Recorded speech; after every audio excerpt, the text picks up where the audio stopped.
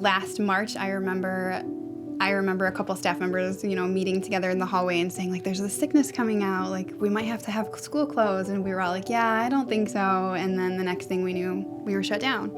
And it was a bit of chaos across the country.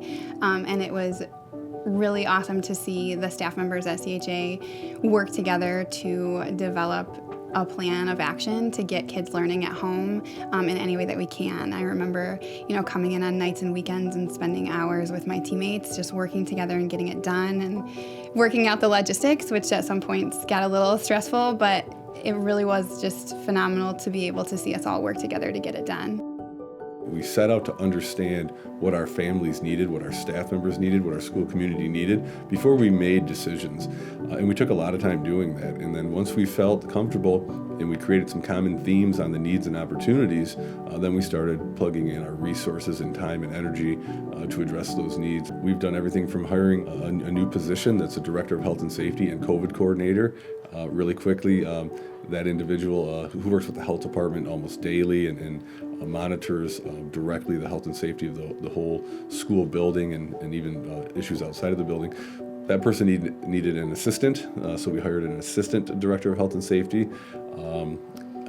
We took a lot of the additional federal funding that was provided to school districts and plugged it into those health and safety needs. We really wanted our kids, as many as possible, back in seat, but we also felt like, we are so community centered that we wanted to make sure that we were able to provide educational opportunities for everybody in our community.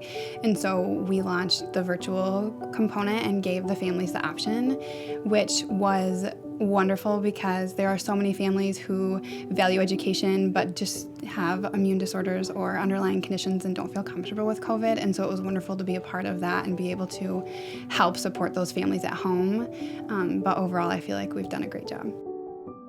Something that I say makes it the best school is it's a school that makes kids happy and feels comfortable.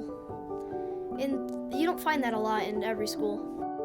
The staff, and Mr. Patterson, Mr. Church, and all of the fun stuff that we get to do here, and especially all of the teamwork and all of our goals that we have here.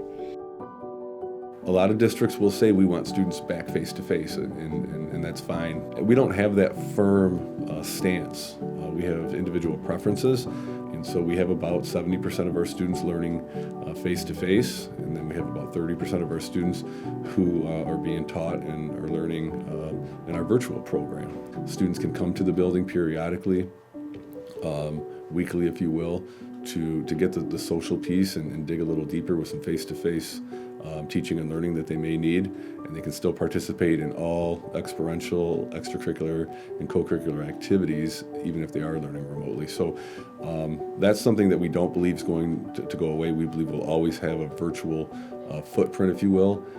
So we're prepared to do that and do it at a very high level. I feel like our school is the center of our community. I believe that our community members support our school, and we have fantastic families that run our PTO and work to get the kiddos anything that they need. We have lots of community partners that we work with to help us make sure that we can provide the best for our students. I feel like I've said it, so many times, but the most unique part of Charlton Heston is just how much we actually genuinely care about our staff, our families, our students, and our community. It's echoed through every day, every conversation that you have with our educational leaders, with our teachers, with our paraprofessionals, with our facilities. I mean, we have facilities managers that walk around to every classroom to check in on kiddos daily. We have principals who walk around and check in with teachers. We know what's going on outside. We really care about the whole child, and we also care about our whole staff member, which is very different than a lot of educational settings. And it's great to see our educational leaders step up and provide that support outside of the building as well as in the building. The idea that all students can receive a quality education is something that is near and dear to our heart. This isn't a job for us. This is, of course, a career, but even more so, this is a lifestyle.